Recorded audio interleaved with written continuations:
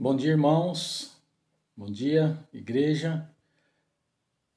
Mais uma vez, nós queremos considerar com os irmãos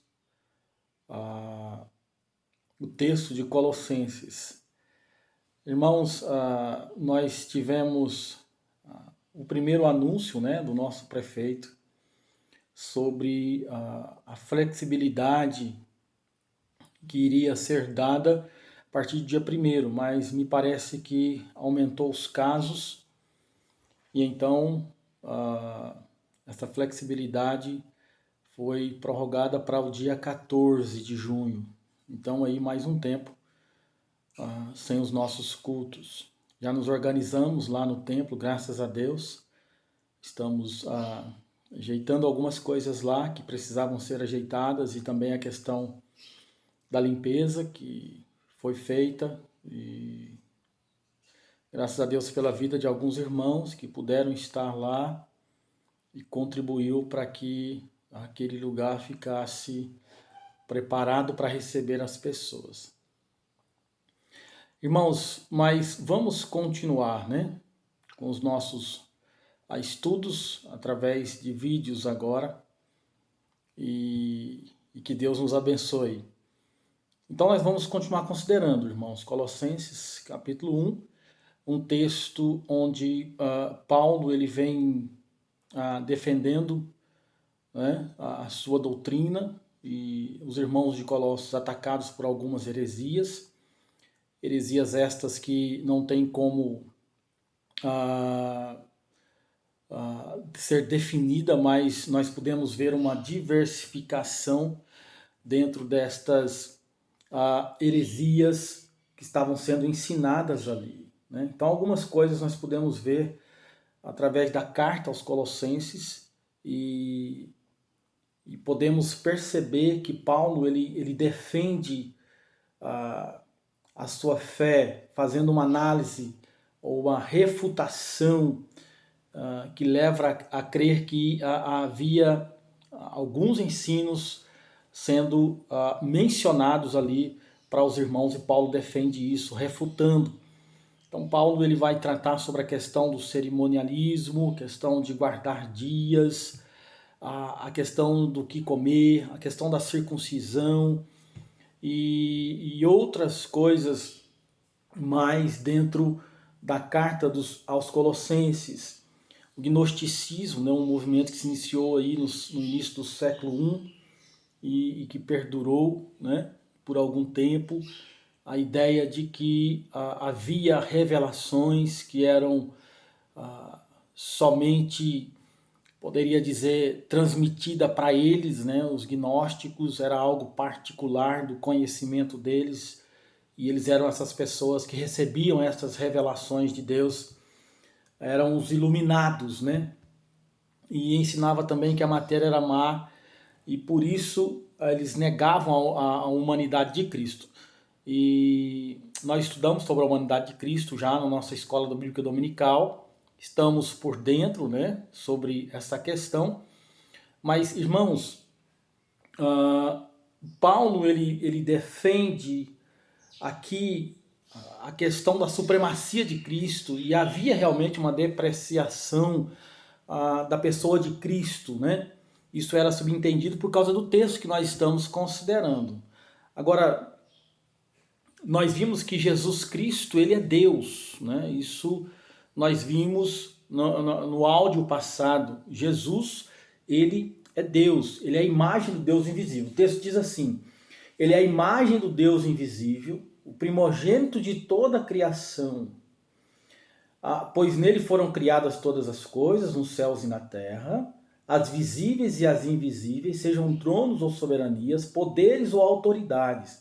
Todas as coisas foram criadas por ele e para ele. Então, Colossenses 1, verso 15 e 16. Então nós vamos continuar considerando esse texto nessa manhã, e eu quero agora, nesse momento, considerar com os irmãos que ele é a preeminência de toda a criação. Então Jesus, ele é Deus, Jesus, ele é a preeminência de toda a criação. Jesus, ele é o rei do universo, Então ele é o rei do universo e a preeminência de toda a criação. Então o texto diz que nós consideramos que ele é a imagem do Deus invisível e continua dizendo o texto que ele é o primogênito de toda a criação. O que quer dizer ser o primogênito, né? Qual é a palavra designada aqui, o significado dela? Primogênito, a palavra usada aqui não se refere ao tempo de nascimento, mas a palavra usada aqui ela se refere a um título de honra, um título de importância, não ao tempo de nascimento. Então ela carrega a ideia de prioridade, carrega a ideia de supremacia ou preeminência, né? Então ele é a supremacia, ele é o rei do universo, ele é a preeminência de todas as coisas. Ele é o primeiro de todas as coisas, né? Então ela traz o significado que ele é anterior, distinto, singular e exaltado muito acima de toda a criação, de toda a criatura. Então, quando diz o primogênito de toda a criação, ele é a imagem do Deus invisível, ele é o primogênito de toda a criação, exaltado acima de toda a criatura. Ele tem autoridade sobre toda a criação. Essa é a ideia, ele tem essa autoridade. Para nós entendermos um pouco sobre o que ele está dizendo aqui, eu gostaria que nós fôssemos para o Salmo 89, verso 27. Vai dizer assim, irmãos: também o nomearei meu primogênito, né?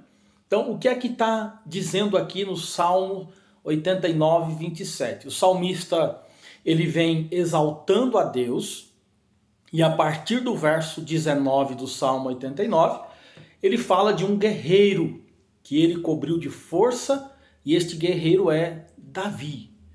E quando ele chega no verso 27, que nós lemos, ele faz esta afirmação. Que afirmação é esta que ele está fazendo? É uma afirmação sobre a importância deste rei. Então, a importância deste rei é o mais importante da terra, né? Então, não é que ele nasceu primeiro, né? Mas em relação à importância, ele está dizendo que ele é o mais importante da terra.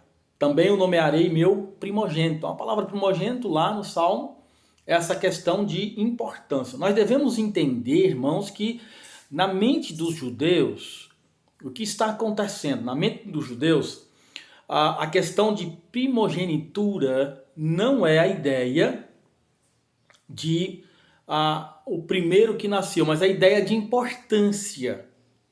Por que eu estou dizendo isso para os irmãos? Nós temos alguns exemplos na palavra de Deus. Por exemplo, quando nós olhamos para Esaú e Jacó, né? Então, é revelado ali a questão de ser o primogênito em relação à importância. Então nós percebemos nesses dois personagens que o mais novo, ele é, no caso aqui, né, o que recebeu mais honra. Ele é o mais importante, ele foi o escolhido, né? Então é essa a ideia, mas ele não foi o que nasceu primeiro. Temos também o exemplo dos filhos de José, Efraim e Manassés, né? Quando Jacó foi abençoar eles, né? José até quis trocar a mão de Jacó, porque ele estava fazendo a bênção, né, ali de maneira errada, colocando a sua mão direita sobre a cabeça do filho mais novo, mas ele estava realmente sabendo e era o desejo dele fazer aquilo. Então havia ali a bênção não porque era o filho mais velho, mas porque foi aquele que recebeu honra, né, em questão de importância naquele momento. Então quando a palavra primogênito é usada aqui em Colossenses, é exatamente isso. Essa primazia, essa preeminência. Jesus, ele é antes de todas as coisas, ele é soberano sobre todas as coisas, ele é a autoridade sobre toda a criação, né? Então, precisamos entender isso. Então, o que Paulo tem em mente aqui é a importância de Jesus na criação. É isso que Paulo está querendo mencionar aqui. Ele está dizendo, ele é o Senhor do universo. Jesus, ele é o Senhor do universo. Então, Paulo, ele é enfático aqui em mencionar isso. Outra coisa que nós podemos olhar no texto é que Jesus é o Criador do universo. Olha o verso 16, que diz, pois nele foram criadas todas as coisas, nos céus e na terra. Nele foram criadas todas as coisas no céu e na terra. E aí ele vai abranger, ele vai dizer as visíveis e também as invisíveis, sejam tronos ou soberanias, poderes ou autoridades. Todas as coisas foram criadas por ele e para ele, né? Em Gênesis capítulo 1 nós podemos ver que no princípio criou Deus os céus e a terra. João capítulo 1 verso 3 diz que todas as coisas foram feitas por intermédio dele e sem ele nada do que existe teria sido feito. Jesus, o Rei do universo. Tudo que há no mundo, e aqui eu estou dizendo mundo material e mundo espiritual, foram criados por ele. E é interessante que diz que criados em, por meio de e para ele. Aí eu quero também considerar com os irmãos isso que ele está dizendo aqui. Então, não é à toa que os ventos e os mares lhe obedecem. Não é à toa que as enfermidades e morte desaparecem diante dele. Porque ele é o Rei do universo. Ele é Deus, como nós já consideramos. A ideia de criadas nele, né, aí no caso é em, significa que todas as coisas saem dele. Né? Então ele diz aí, todas as coisas foram criadas por ele e para ele. Né? Então, todas as coisas saem dele. A origem de todas as coisas é uma questão de fé. Então, a origem de tudo é uma questão de fé, de religião e não de ciência. A palavra de Deus, ela afirma isso, né? Ele é a esfera dentro da qual tudo ocorreu. Então Jesus Cristo é essa esfera dentro da qual tudo ocorreu. Nos céus, na terra, e ele fala de coisas visíveis aqui no texto, como nós estamos vendo, e também de coisas invisíveis. Podemos pensar nas coisas criadas na terra e se estudarmos as ciências que fazem descobertas sobre a criação, nós vamos ficar encantados. E precisamos estudar isso, e precisamos saber disso. E vai haver um encanto, né, por nós quando nós ficamos por dentro das descobertas científicas. E deve ser assim mesmo, né? Quando nós pensamos na medicina, por exemplo, nós ficamos maravilhados em saber como o olho funciona. E ficamos também maravilhados em saber que a própria medicina, os médicos, eles ficam espantados com algumas coisas que acontecem. Então, o olho, ele funciona com uma quantidade de coisas que tem que funcionar e funcionar de maneira ordeira para que a gente tenha uma boa visão. Então, assim, nós ficamos maravilhados com as descobertas daquilo que foi criado por Deus. O ouvido, a mesma coisa, irmãos, né? A mesma coisa. Quando olhamos para o céu visível, né, nós contemplamos a beleza e também tudo aquilo que não podemos ver com o olho nu, né? Precisamos de uma aparelhagem sofisticada para poder contemplar as galáxias e tantas outras coisas. Nós temos que ficar maravilhados com aquilo que Deus criou, né? Temos motivos para louvar a Deus, não só nos cultos, irmãos, mas também em todo o tempo, pois Ele fez tudo para a sua glória. Então nós devemos viver nossa vida em louvor e glória a Deus, porque Ele fez tudo mesmo para a sua glória. Isso são as coisas visíveis que nós vemos, né? Então Deus criou as coisas visíveis, mas Ele criou também as invisíveis.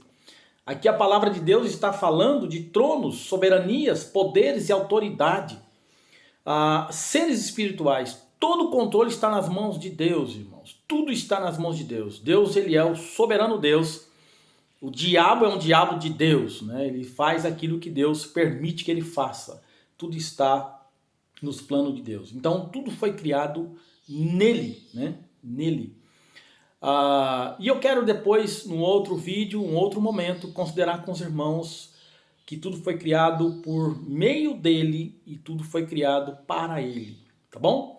Então, que Deus nos abençoe nessa breve meditação através do vídeo e nós vamos continuar considerando isso numa outra oportunidade. Deus abençoe, irmãos, e até a próxima, se assim Deus permitir. Até mais, um grande abraço a todos.